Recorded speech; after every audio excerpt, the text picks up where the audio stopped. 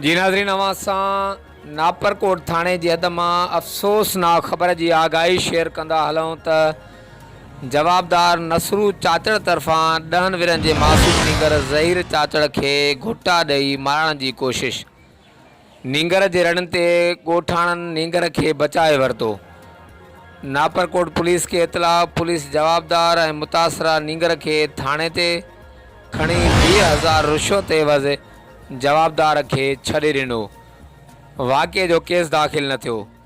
जी नाज़रीन, जवाबदार नसरू चाचड़ जेको करमपुर जे ॻोठ मोहरो जो रहवासी आहे, पंहिंजी ज़ात सां तालुक़ रखंदड़ पाड़ेसिरी 10 सालनि जे नींगर ज़हीर चाचड़ खे वरगराए लंजो लाड़ो पुलिस चौकी भरिसां झंग में लाइ नींगर खे घुटा ॾेई मारे रहियो त नींगर जे रड़ियुनि ते ॻोठाणा अची वाक़े वारे हंधि पहुता, जंहिं ॻोठाणनि मुतासिरा नींगर खे छॾाए जवाबदार खे पकिड़े जवाबदार ऐं मुतासिरा नींगर खे नापरकोट पुलिस हवाले कयो।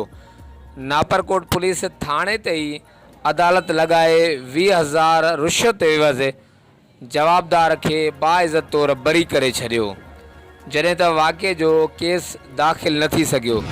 जी नाज़रीन, अव्हां खे करमपुर भरिसां नापरकोट थाणे जी हद मां अफ़सोसनाक ख़बर जी आगाही शेयर कंदा हलूं त जवाबदार नसरू चाचड़ 10 विरनि जे मासूम नींगर ज़हीर चाचड़ खे घुटा ॾेई क़तल करे रहियो हो त नींगर जी रड़ियुनि ते ॻोठाणा वाक़े वारे हंधि पहुता।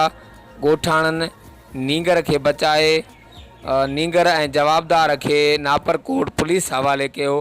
नापरकोट पुलिस थाणे ते ई अदालत लॻाए 20,000 रुश्वत एवज़ जवाबदार नसरू चाचड़ खे बाइज़त तौरु बरी करे छॾियो आहे, जॾहिं त वाक़े जो केस दाख़िल न थी सघियो आहे। कैमरामैन टीम सां गॾु Javed Usman Bijani, JTN web news, Karampur.